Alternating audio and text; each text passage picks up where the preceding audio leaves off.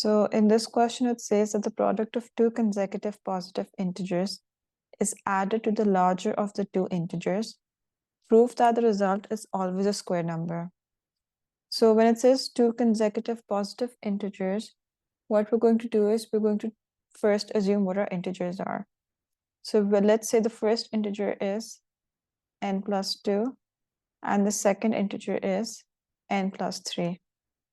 As you can see, both are positive and both are consecutive. Consecutive means that one after the other.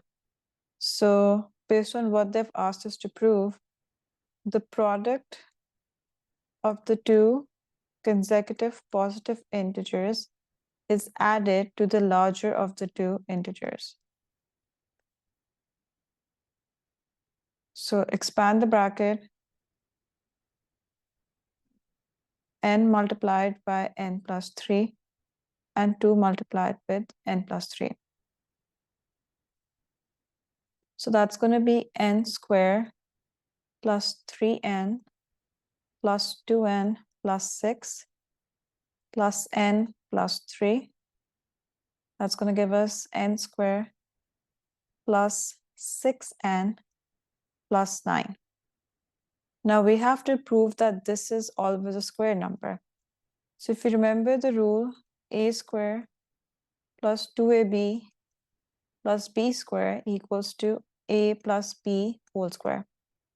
So in our case, our a square is n squared. 2ab is 2 times n times 3 plus 3 square, which means our factorized form is going to be n plus 3 whole square.